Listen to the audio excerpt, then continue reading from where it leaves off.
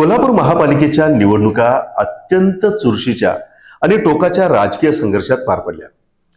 या निवडणुकीत महायुती म्हणजेच भाजप, शिवसेना शिंदे गट आणि राष्ट्रवादी अर्थात अजित पवार गट यांनी एकत्रित येऊन सत्ता काबीज केली.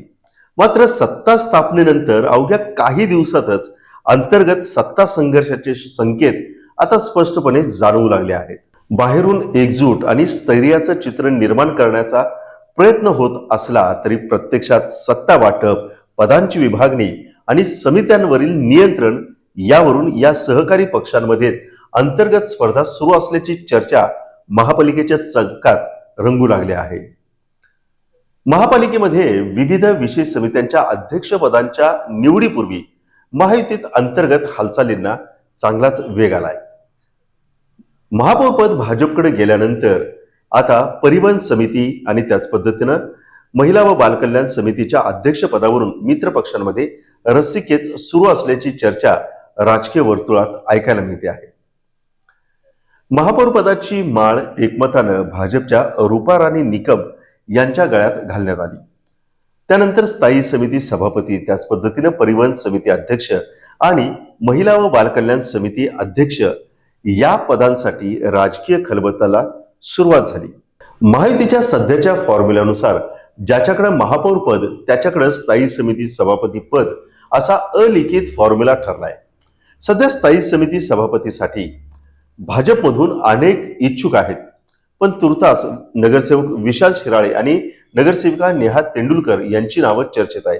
यामध्ये सुद्धा विशाल शिराळे यांचं नाव आघाडीवरती असल्याचं समजतंय. पण पडद्याच्या मागं अनेक हालचाली आणि गोष्टी सुरू आहेत. त्यामुळं या दोघांच्या मध्ये बाजे कोण मारणार हे पाहावं लागेल. सध्या हा चेंडू मंत्री चंद्रकांत दादा पाटील यांच्या कोर्टात आहे. आर्थिक निर्णय प्रक्रियेतील महत्वाच्या अधिकारांमुळे स्थायी समितीला महापालिकेचं पॉवर सेंटर समजलं जातं. त्यामुळे या पदावर कोणाची निवड होते याकडे साऱ्यांचंच लक्ष लागले. सध्या तरी विशाल शिराळेंचं नाव आघाडीवरती असल्याचं समजतंय. तर परिवहन समितीच्या अध्यक्षपदावरून रंगलेल्या दुसऱ्या अंकाला आता खऱ्या अर्थानं सुरुवात झाली. सत्ता वाटपाच्या पहिल्या अंकात पहिल्याच महासभेमध्ये ट्विस्ट पाहायला मिळाला होता. त्याचं झालं असं होतं की परिवहन सदस्य निवडीवेळी या संघर्षाची झलक दिसून आली. राष्ट्रवादीच्या नगरसेविका मानसी लोळगे यांची परिवहन समिती सदस्य तसेच महिला व बालकल्याण समिती सदस्य म्हणून नियुक्ती करण्यात आली. त्यामधून त्यांची कोंडी करण्याचा प्रयत्न केला, पण यानंतर लोळगे यांनी महिला व बालविकास समितीमधून माघार घेत परिवहन समितीत काम करण्याची इच्छा व्यक्त करत सभासद म्हणून नाव पुढे केल्यानं अध्यक्षपदाच्या स्पर्धेला चांगलाच वेग तिथून आला आणि मग या राजकीय कुरघोडीच्या दुसऱ्या अंकाला सुरुवात झाल्याचं बोललं जातंय आणि या सगळ्यांचा मंच मुंबईत तयार केला जातोय. महायुतीच्या सत्ता स्थापनेत भाजपच्या वाटेला महापौर पद आणि स्थायी समिती सभापती पद तर उपमहापौर पद जनस्वराज्य पक्षाला देण्यात आलं. मात्र महायुतीतील किंग मेकर असणारी शिवसेनेच्या वाट्याला कोणतंही पद येणार नसल्याची शक्यता गृहीत धरून शिवसेनेचे कारभारी चांगलेच आक्रमक झालेत. या वादाची झलक महायुतीमध्ये असणाऱ्या दोन गटनेत्याच्या शाब्दिक चकमकींमधून समोर आल्याने ज्याची चर्चा संपूर्ण शहरभर ऐकायला मिळाली. त्यामुळे महायुतीच्या पहिल्या टर्ममध्ये शिवसेनेला सत्तेचा वाटा मिळाला पाहिजे यासाठी कारभाऱ्यांनी आक्रमकपणे फिल्डिंग लावायला सुरुवात केली आहे. याकरिता मुंबईत वरिष्ठ पातळीवरती भेटी झाल्या आणि त्यामध्ये परिवहन सभापती पद शिवसेनेलाच देण्यात यावं यासाठीचा आग्रह धरण्यात आलाय. तर दुसरीकडे राष्ट्रवादी काँग्रेसनं देखील या पदावर आपणच ठाम आहोत असल्याचा दावा त्यांनी केलाय आणि त्यामुळे संघर्ष अधिक तीव्र झालाय असं म्हणायला हरकत नाही. समिती अध्यक्षपदावरून महायुतीतील सहकारी पक्षांमध्येच मतभेद असल्याचं या निमित्तानं जाणवू लागले. राष्ट्रवादीतून नगरसेविका मानसी लोळगे यांचं नाव चर्चेत असताना आता परिवहन समिती सभापती पदासाठी शिवसेनेचे नगरसेवक सत्यजित जाधव यांच्या नावाची चर्चा सुरू झाली. सत्यजित जाधव हे माजी आमदार जयश्री चंद्रकांत जाधव यांचे पुत्र. जयश्री जाधव शिवसेनेच्या उपनेत्या काँग्रेसमधून शिवसेनेत प्रवेश करत असताना शिवसेनेचे नेते व राज्याचे उपमुख्यमंत्री एकनाथ शिंदे यांनी आपल्या पक्षामध्ये तुमचा सन्मान ठेवला जाईल असा शब्द जाधव यांना दिला. त्यामुळे जाधव यांचा सन्मान या रूपानं केला जाऊ शकतो. तसेच सत्यजित जाधव हे व्यावसायिक आहेत. परिवहन विभागासाठी काम करण्याची त्यांची इच्छा आहे. तसंच एक तरुण आणि दूरदृष्टी असणारा त्यांची ओळख आहे. त्यामुळं त्यांच्या माध्यमातून परिवहन खात्याला नवीन ऊर्जित अवस्था आणू शकतो अशी ठाम भूमिका मुंबईतील एका सभेमध्ये किंवा मीटिंगमध्ये ज्येष्ठ नेत्यांच्या समोर शिवसेनेतील काही कारभारी मंडळीने मांडली. त्याला मुंबईतून ग्रीन सिग्नल जवळपास मिळू शकतो असं बोललं जात आहे. दरम्यान परिवहन समिती अध्यक्षपदाच्या एका खुर्चीसाठी आता 2 दावेदार निर्माण झाल्यानं चुरस वाढले. दोन्ही पक्षांकडून आपल्या सदस्याला संधी मिळावी यासाठी प्रयत्न सुरू असल्याचं समजतंय.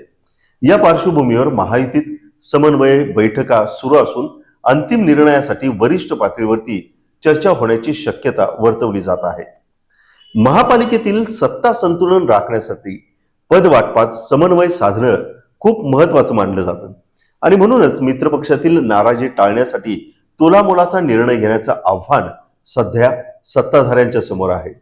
दरम्यान विरोधी गटाकडून सुद्धा या घडणाऱ्या घडामोडींवर बारकाईनं लक्ष ठेवलं जात आहे. सर्वसाधारण स्थायी समिती अध्यक्ष, त्याच पद्धतीनं परिवहन समिती अध्यक्ष, महिला व बालकल्याण समिती अध्यक्ष यांच्या निवडणुका 11 मार्चला संपन्न होतील. यासाठी जवळपास 1 आठवड्याचा कालावधी शिल्लक आहे.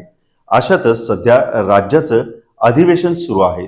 त्यामुळं कोल्हापूर जिल्ह्यातील सर्वच पक्षाचे नेते मुंबईत असल्यानं मुंबईमध्येच समितीच्या अध्यक्षपदाच्या वाटपावरून सुरू असलेल्या अंकाची रंगीत तालीम कारभारी मंडळी तिथं करत आहेत.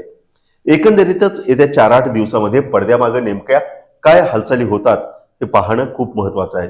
पण तुर्तास शिवसेनेकडून सत्यजित जाधव यांचं नाव परिवहन समितीच्या अध्यक्षपदासाठी निश्चित केल्याचं सूत्रांची माहिती मिळते.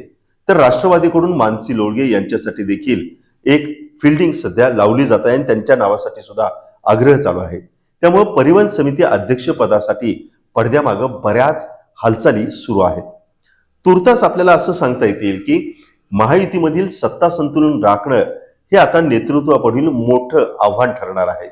विविध समित्यांच्या अध्यक्षपदांवरील निर्णय महायुतीतील समन्वय किती मजबूत आहे याची पहिली कसोटी ठरणार आहे. सत्ता स्थापनेनंतरची ही अंतर्गत रस्सीखेच भविष्यातील सत्ता समीकरणांवरती परिणाम करणार का याकडे संपूर्ण राजकीय वर्तुळाचं लक्ष लागलंय आणि त्याच पद्धतीनं लाईव्ह मराठी सुद्धा या सगळ्या गोष्टींवरती लक्ष ठेवून आहे. त्याच्यामुळे पडद्याच्या मागं या विशेष समितींच्या माध्यमातून काय राजकारण घडते याच्या बित्तम बातम्या आपण लाईव्ह मराठीच्या माध्यमातून तुमच्यापर्यंत पोहोचवत राहू आणि त्यासाठीच पाहत राहा लाईव्ह मराठी.